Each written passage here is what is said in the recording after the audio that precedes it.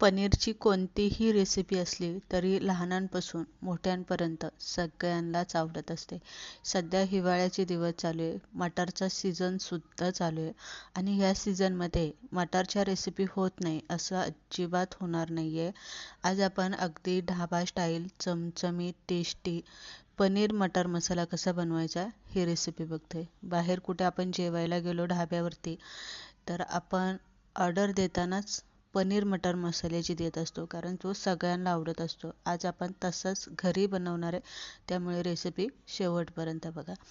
सगळ्यात पहिले आपण पनीर मटर मसाला बनवण्यासाठी ग्रेव्ही कशी बनवायची हे बघूया.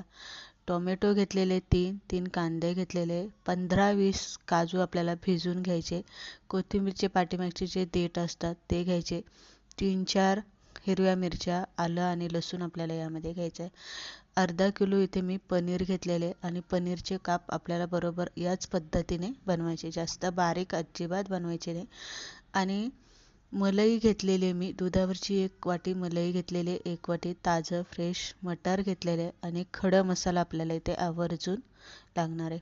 कोरड्या मसाल्यांमध्ये आपण बघूया आपल्याला काय काय घालायचं आहे. 1 चमचा बेडगीचं लाल तिखट घेतलेले, 1 चमचा गरम मसाला घेतलेला आहे आणि खास स्पेशल असा 22 खडा मसाले एकत्र करून केलेला खडा मसाला 1 चमचा घेतलेला आहे. अर्धा चमचा हळद, अर्धा चमचा हिंग घेतलेले आहे, 1 चमचा कांदा लसूण मसाला घेतलेला आहे आणि चवीप्रमाणे मीठ लागणार आहे. हे एवढेच मसाले आज आपण मटर पनीर मसाला करण्यासाठी वापरणार आहे. कढईमध्ये जो आपण ओला मसाला ग्रेव्हीसाठी घेतलेला आहे तो सगळा इथे घालून घ्यायचा.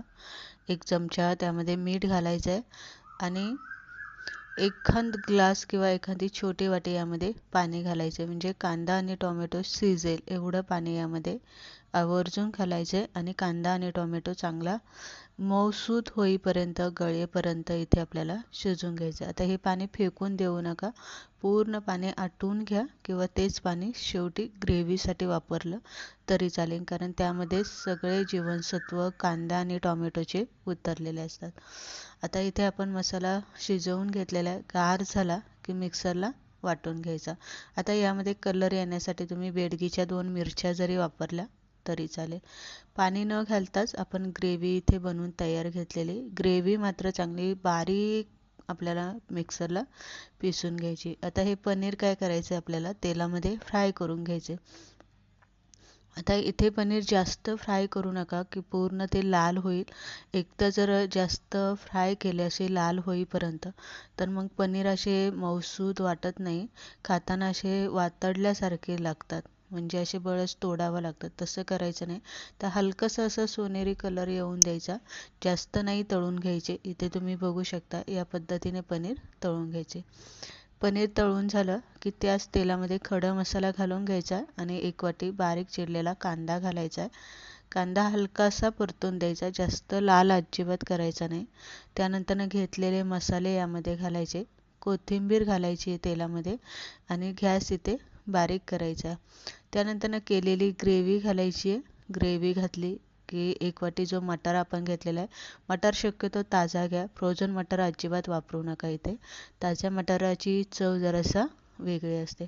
मटार आणि फ्राय केलेले पनीर घालायचे, चवीप्रमाणे मीठ यामध्ये घालून घ्या आणि झाकण ठेवून आपल्याला चांगलं शिजवून द्या. साधारणतः 10 मिनिट तरी इथे लागतात. गॅस इथे बारीक ठेवायचे. बघू शकता कलर किती मस्त आलेला आहे, तरी छान सुटलेले तेल सुटलेले मसाल्याला एकदम.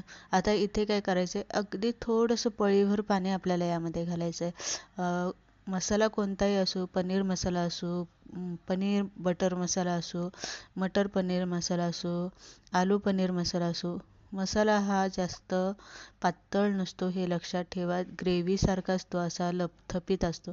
झाकण ठेवून 10 मिनटं परत एकदा शिजवून घेतलेले बघू शकताय. मटार छान शिजले गेलेले, पनीर मसाल्यामध्ये चांगले मुरले गेलेले आणि कलर तुम्ही इथे मसाल्याला बघू शकता, एकदम ढाबा स्टाईल आलेला आहे. त्याहीपेक्षा मी म्हणेन की खूप छान आलेला आहे. एकदम सुगंध घरामध्ये दरवळतो, इतका मस्त असा आपला मटार पनीर मसाला इथे बनवून तयार झालेला आहे. रेसिपी आवडली असेल लाईक करा, शेअर करा. तुम्हाला ती कशी वाटली हे कमेंट करून नक्की सांगा.